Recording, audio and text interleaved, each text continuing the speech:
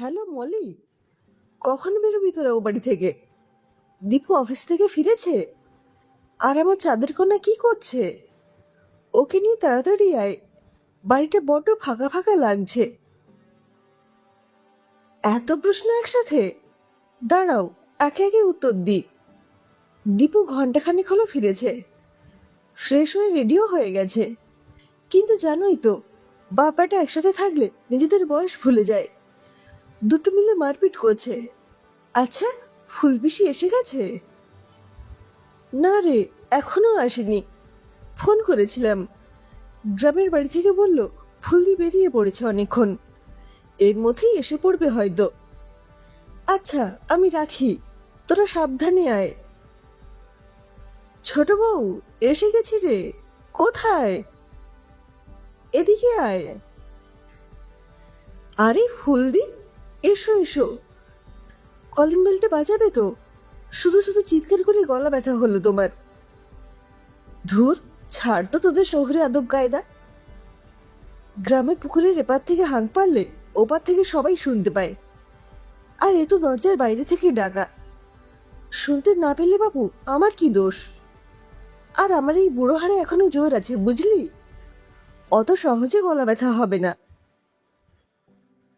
আচ্ছা, আমার ঘাট হয়েছে, এইবার একটু বিশ্রাম নাও দেখি। সেই কখন বেরিয়েছ, একটু কিছু মুখে দাও। আচ্ছা, সে না হয় হবে। বলি সেই রাজরানী কোথায়? দেখি একটু চক্ষু সার্থক করি। বেঁধে তো আসা হলো না শরীরের জ্বালায়। তবে তোকে একটা কথা বলি ছোট বউ, কিছু মনে করিস নে। ছেলে তো একটা কাণ্ড করেছে শুনলুম।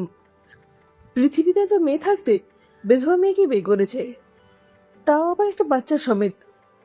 তুই একটু কড়া হয় এবার, না হলে ওই বউ তোকে চোখের জলে নাকের জলে করে ছাড়বে।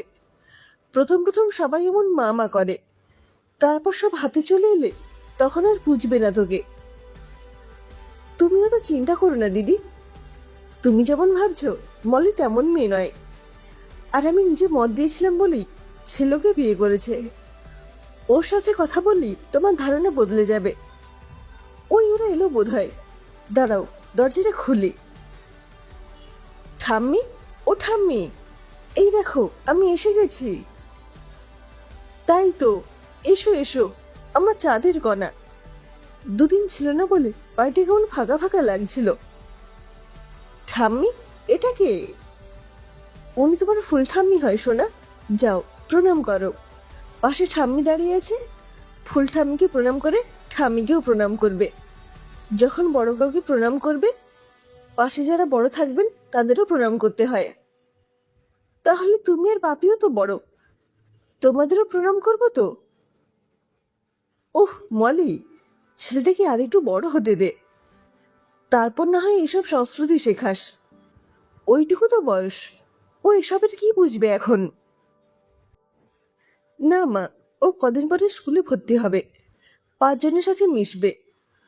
ওর এখন থেকে এগুলো শেখা দরকার বলো। আচ্ছা আচ্ছা, অনেক হয়েছে, এবার থাম, তাড়াতাড়ি চেঞ্জ করে ফ্রেশ হয়ে আয়। আচ্ছা, হাতে প্যাকেট অত কি এনেছিস? ওই দেখো, বকবক করতে করতে ভুলে গেছি, তোমাকে বলেছিলাম না আমাদের ওখানে এক জায়গায় কবিরাজি তেল পাওয়া যায়, কাল আনিয়েছি একজনকে দিয়ে। তুমি বাতের ব্যথায় এত কষ্ট পাচ্ছ তাই আনালাম। আর সেদিন কথায় কথায় বললে না ফুলপিসিরও খুব পায়ে ব্যথা, তাই একেবারে তোমাদের দুজনের জন্যই দুটো শিশি এনেছি। সন্ধেবেলায় যখন টিভি দেখবে দুজনের পায়ে মালিশ করে দেব, দেখবে আরাম পাবে। আর এই প্যাকেটের সিঙ্গাড়া আর নলেন গুড়ের কালাকাঁদ আছে, এইগুলো রান্নাঘরে রাখো, আমি ফ্রেশ হয়ে এসে দিচ্ছি সবাইকে। ও হ্যাঁ, ভুলে গেছিলাম, এই নাও তোমার সুগার আর থাইরয়েডের ওষুধ। তোমার তো কিছুই মনে থাকে না, ভাগ্যিস দেখে গেছিলাম ওষুধের পাতা প্রায় শেষের দিকে, তাই আসার সময় ওষুধের দোকান থেকে নিয়ে এলাম। আচ্ছা ফুলপিসি, তুমি আর মা গল্প করো, আমি এক্ষুনি আসছি তোমাদের দলে যোগ দিতে। ও দিদি, তোমার চোখে জল কেন? আমি বড্ড ভুল করে ফেলেছি ছোট বউ, আমাকে ক্ষমা করে দিস পারলে। সত্যি তোর এখানে না আসলে হয়তো কখনো আমার ধ্যান ধারণা বদলাতো না। আজ তোকে দেখে বড্ড হিংসা হচ্ছে রে, কেউ না দেখলে বিশ্বাসই করবে না যে এ তোর মেয়ে নয়, বৌমা। এত আপন তো পেটের মেয়েও হয় না রে। সত্যি, এ তোর পুণ্যের ফল। তুই ভাই মারা যাওয়ার পর ওই একরত্তি ছেলেটাকে কত ঝড়ঝাপটার সামনে মানুষ করেছিস। সত্যি আমাদের দীপু মানুষের মতো মানুষ হয়েছে রে। তোর শিক্ষার জন্যই আজও এমন একটা মহান সিদ্ধান্ত নিতে পেরেছে। জানি না কতটা মানুষ করতে পেরেছি দিদি, তবে যেদিন ওর মুখে মলের কথা শুনেছি অন্তটা কেঁদে উঠেছিল জানো। আমার দীপু তো তবু 10 বছর ওর বাবাকে পেয়েছে। ওই ফুলের মতো নিষ্পাপ শিশুটা যে জন্মানোর আগেই ওর বাবাকে হারিয়েছিল। তাই দীপু যেদিন বলল ও মলিকে ভালোবেসে বিয়ে করতে চায়, আমি মলের অতীত শুনেই আগেই মত দিয়েছিলাম। তাও দীপু দেখানোর জন্য জোর করে ওদের বাড়ি নিয়ে গিয়েছিল। তখন আমার চাঁদের কণা আরো ছোট্ট। কোথা থেকে দৌড়ে এসে আমাকে জড়িয়ে ধরে বলেছিল, তুমি আমার ঠাম্মি হও। আমি বুকে টেনে জড়িয়ে ধরেছিলাম। সেই মুহূর্ত থেকেই আমি মানি ও আমার দীপুর সন্তান আর আমার চাঁদের কণা। সেদিন যদি ওদের আপন করে না নিতাম তাহলে আজকের এই সুখ থেকে চির বঞ্চিত হতাম। ওদের ছাড়া আমি এক মুহূর্তও থাকতে পারি না এখন। এই সিদ্ধান্ত নেওয়ার সময় অনেক তির্যক মন্তব্য শুনতে হয়েছে আমাকে আর দীপুকে, কিন্তু আমরা আমাদের সিদ্ধান্তে অটল ছিলাম। আমার মনে হয়েছিল আমাদের চিন্তাধারার পরিবর্তনের সময় এসে গেছে। আমাদের মানসিকতা সময়ের সাথে সাথে বদলানো দরকার। একটা ছেলে যদি বিপত্নিক হয়ে পুনরায় বিবাহ করতে পারে, একটা মেয়ে বিধবা হয়ে কেন তা পারবে না? কাউকে তো এগিয়ে আসতে হবে। তাই আমরাই না হয় শুরুটা করলাম। ওরে ছোট বউ, আমার বুকে আয় বোন। যদি বয়সে বড় হতিস তোকে আজ একটা পেন্নাম করতাম। তুই যে মহীয়সী নারী।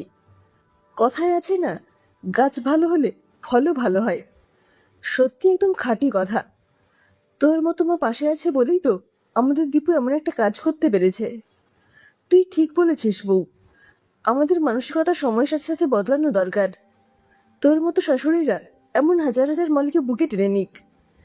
আমাকে দেখ, বংশ পরম্পরা মেনে দেখে শুনে ছেলের বিয়ে দিলুম, কি হলো শেষে? এখন ছেলে ছেলের বইয়ের বোঝা হয়ে দিন কাটাতে হচ্ছে। আমার মন আর শরীরের খোঁজ কেউ নেয় না। ও, তাহলে আমরা পর ফুল বেশি? আমরা বুঝি তোমার কেউ নই? তুমি কারোর বোঝা নাও।